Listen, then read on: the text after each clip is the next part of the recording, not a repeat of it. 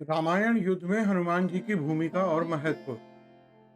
रामायण के सुंदर कांड में हनुमान जी के साहस और देवाधीन कर्म का वर्णन किया गया है। हनुमान जी की भेंट श्री राम से उनके वनवास के समय तब हुई जब श्री राम अपने भ्राता लक्ष्मण के साथ अपनी पत्नी सीता की खोज कर रहे थे। सीता माता को लंकापति रावण छल से हरण करके ले गया था। सीता जी को खोजते हुए दोनों भ्राता ऋषिमुख पर्वत के समीप पहुंच गए, जहां सुग्रीव अपने अनुयायियों के साथ अपने ज्येष्ठ भ्राता बाली के डर से छिपकर रहते थे। वानरराज बाली ने अपने छोटे भ्राता सुग्रीव को एक गंभीर मिथ्याबोध के चलते अपने साम्राज्य से बाहर निकाल दिया था और वो किसी भी तरह से सुग्रीव के तर्क को सुनने के लिए तैयार नहीं था। साथ ही बाली ने सुग्रीव की पत्नी को भी अपने पास बलपूर्वक रखा हुआ था। राम और लक्ष्मण को आता देख सुग्रीव ने हनुमान को उनका परिचय जानने के लिए भेजा। हनुमान एक ब्राह्मण के वेश में उनके समीप गए। हनुमान के मुख से प्रथम शब्द सुनते ही श्री राम ने लक्ष्मण से कहा कि कोई भी बिना वेद पुराण जाने ऐसा नहीं बोल सकता जैसा इस ब्राह्मण ने बोला है। श्री राम को उस ब्राह्मण के मुख या किसी भी शारीरिक संरचना से कुछ भी मिथ्या प्रतीत नहीं हुआ। श्री राम ने लक्ष्मण से कहा कि इस ब्राह्मण के मंत्र मुग्ध उच्चारण को सुन के तो शत्रु भी अस्त्र त्याग देगा। उन्होंने ब्राह्मण की और प्रशंसा करते हुए कहा कि वो नरेश निसंकोच ही सफल होगा जिसके पास ऐसा गुप्तचर होगा। श्री राम के मुख से इन बातों को सुनकर हनुमान जी ने अपना वास्तविक रूप धारण किया और श्री राम के चरणों में नतमस्तक हो गए। श्री राम ने उन्हें उठाकर अपने हृदय से लगा लिया। उसी दिन एक भक्त और भगवान का हनुमान और प्रभु श्री राम के रूप में अटूट और अनश्वर मिलन हुआ। तत्पश्चात हनुमान ने श्री राम और सुग्रीव की मित्रता करवाई। इसके पश्चात ही श्री राम ने बाली को मारकर सुग्रीव को उसका सम्मान और गौरव वापस दिलाया और लंका युद्ध में सुग्रीव ने अपनी वानर सेना के साथ श्री राम का सहयोग दिया। सीता माता की खोज में वानरों का एक दल दक्षिण तट तक पहुंच गया, मगर इतने विशाल समुद्र को लांघने का साहस किसी में नहीं था। स्वयं हनुमान भी चिंतित थे कि कैसे इस समस्या का समाधान निकाला जाए। उसी समय जामवंत और बाकी अन्य वानरों ने हनुमान को उनकी अद्भुत शक्तियों का स्मरण करवाया। अपनी शक्तियों का स्मरण होते ही हनुमान ने अपना रूप विस्तार किया और पवन वेग से समुद्र को उड़कर पार करने लगे। रास्ते में उन्हें एक पर्वत मिला और उसने हनुमान से कहा कि उनके पिता का उसके ऊपर ऋण है। साथ ही उस पर्वत ने हनुमान से थोड़ा विश्राम करने का भी आग्रह किया, मगर हनुमान ने किंचित मात्र भी समय व्यर्थ न करते हुए पर्वतराज को धन्यवाद दिया और आगे बढ़ चले। आगे चल के उन्हें एक राक्षसी मिली जिसने उन्हें अपने मुख में घुसने की चुनौती दी। परिणाम स्वरूप हनुमान ने उस राक्षसी की चुनौती स्वीकार की और बड़ी चतुराई से अति लघु रूप धारण करके राक्षसी के मुख में प्रवेश कर कर बाहर आ गए। अंत में उस राक्षसी ने संकोच पूर्वक यह स्वीकार किया कि वो उनकी बुद्धिमत्ता की परीक्षा ले रही थी। आखिरकार हनुमान समुद्र पार करके लंका पहुंचे और लंका की शोभा और सुंदरता को देखकर आश्चर्यचकित रह गए और उनके मन में इस बात का दुख भी था कि यदि रावण नहीं माना तो इतनी सुंदर लंका का सर्वनाश हो जाएगा। तत्पश्चात हनुमान ने अशोक वाटिका में सीता जी को देखा और उनको अपना परिचय बताया। साथ ही उन्होंने माता सीता को सांत्वना दी और वापस प्रभु श्री राम के पास चलने का आग्रह किया, मगर माता सीता ने यह कहकर अस्वीकार कर दिया कि ऐसा होने पर श्री राम के पुरुषार्थ को ठेस पहुंचेगी। हनुमान ने माता सीता को प्रभु श्री राम का संदेश का ऐसे वर्णन किया जैसे कोई महान ज्ञानी लोगों को ईश्वर की महानता के बारे में बताता है। माता सीता से मिलने के पश्चात हनुमान प्रतिशोध लेने के लिए लंका को तहस नहस करने लगे। उनको बंदी बनाने के लिए रावण पुत्र मेघनाथ ने ब्रह्मास्त्र का प्रयोग किया। ब्रह्मा जी का सम्मान करते हुए हनुमान ने स्वयं को ब्रह्मास्त्र के बंधन में बंधने दिया।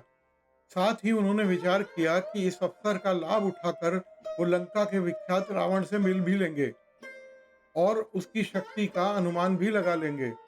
इन्हीं सब बातों को सोचकर हनुमान ने स्वयं को रावण के समक्ष बंदी बनकर उपस्थित होने दिया। जब उन्हें रावण के समक्ष लाया गया तो उन्होंने रावण को प्रभु श्री राम का चेतावनी भरा संदेश सुनाया और साथ ही ये भी कहा कि रावण माता सीता को आदर पूर्वक प्रभु श्री राम को लौटा दे तो प्रभु उसे क्षमा कर देंगे। क्रोध में आकर रावण ने हनुमान को मृत्यु दंड देने का आदेश दिया, मगर रावण के छोटे भाई विभीषण ने यह कहकर बीच बचाव किया कि एक दूत को मारना आचार संहिता के विपरीत है। यह सुनकर रावण ने हनुमान की पूंछ में आग लगाने का आदेश दिया। जब रावण के सैनिक हनुमान की पूंछ में कपड़ा लपेट रहे थे, तब हनुमान ने अपनी पूंछ को खूब लंबा कर लिया और सैनिकों को कुछ समय तक परेशान होने के पश्चात पूंछ में आग लगाने का अवसर दे दिया। पूंछ में आग लगते ही हनुमान ने बंधन मुक्त होकर लंका को जलाना शुरू कर दिया। अंत में पूंछ की आग को समुद्र में बुझाकर वापस प्रभु श्री राम के पास लौट गए। लंका युद्ध में जब लक्ष्मण मूर्छित हो गए थे, तब हनुमान जी को ही द्रोणगिरी पर्वत पर से संजीवनी बूटी लाने भेजा गया, मगर वह बूटी को भली भांति पहचान नहीं पाए और पुनः अपने पराक्रम का परिचय देते हुए पूरा द्रोणगिरी पर्वत ही रणभूमि में उठा ले आए और परिणाम स्वरूप लक्ष्मण के प्राण की रक्षा की। भावुक होकर श्री राम ने हनुमान को हृदय से लगा लिया और बोले कि हे हनुमान, तुम मेरे भ्राता भरत के भांति ही प्रिय हो। हनुमान का पंचमुखी अवतार भी रामायण युद्ध की ही एक घटना है। अहिरावण, जो कि काले जादू का ज्ञाता था, उसने राम और लक्ष्मण का सोते समय हरण कर लिया और उन्हें विमोहित करके पाताल लोक ले गया। उसकी खोज में हनुमान भी पाताल लोक पहुंच गए। पाताल लोक के मुख्य द्वार पर एक युवा प्राणी मकरध्वज पहरा दे रहा था, जिसका आधा शरीर मछली का और आधा शरीर वानर का था। मकरध्वज के जन्म की कथा भी बहुत रोचक है। यद्यपि हनुमान ब्रह्मचारी थे, मगर मकरध्वज उनका ही पुत्र था। लंका दहन के बाद जब हनुमान की पूंछ में लगी आग को बुझाने के लिए वे समुद्र में गए तो उनके पसीने की एक बूंद समुद्र में गिर गई। उस बूंद को एक मछली ने पी लिया और वो गर्भवती हो गई। इस बात का पता तब चला जब मछली को अहिरावण की रसोई में लाया गया। मछली के पेट में से जीवित बचे उस प्राणी को निकाला गया। अहिरावण ने उसे पातालपुरी के द्वार का रक्षक बना दिया। हनुमान इन सब बातों से अनभिज्ञ थे। यद्यपि मकरध्वज को पता था कि हनुमान उसके पिता हैं, मगर वो उन्हें पहचान नहीं पाया क्योंकि उसने पहले कभी उन्हें देखा नहीं था। जब हनुमान ने अपना परिचय दिया तो वो जान गया कि ये मेरे पिता हैं, मगर फिर भी उसने हनुमान के साथ युद्ध करने का निश्चय किया, क्योंकि पातालपुरी के द्वार की रक्षा करना उसका प्रथम कर्तव्य था। हनुमान ने बड़ी आसानी से उसे अपने अधीन कर लिया और पातालपुरी के मुख्य द्वार पर बांध दिया।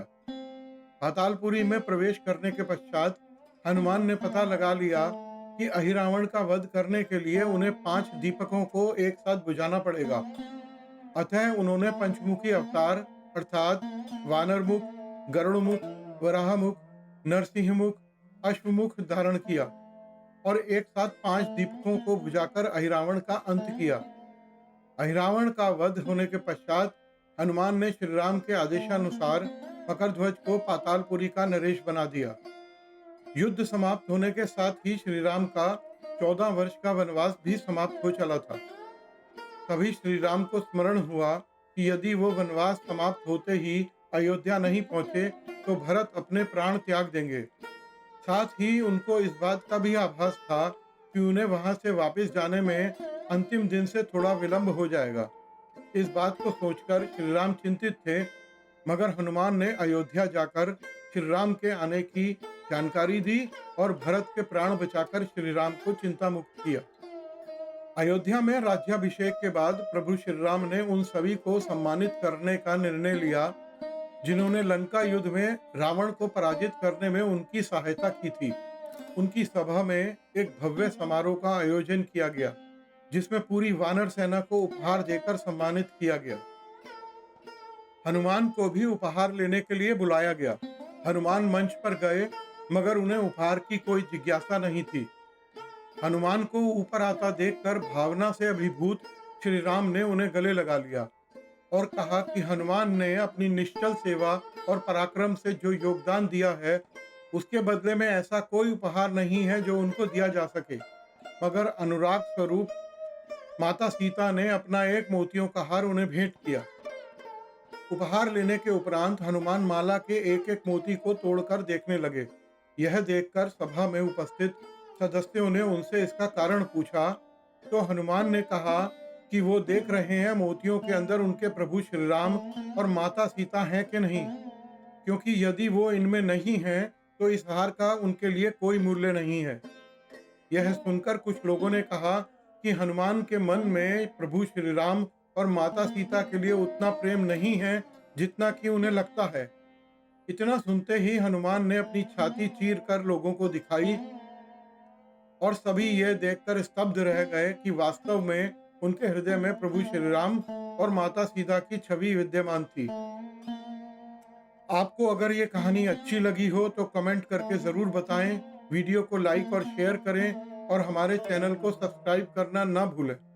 धन्यवाद।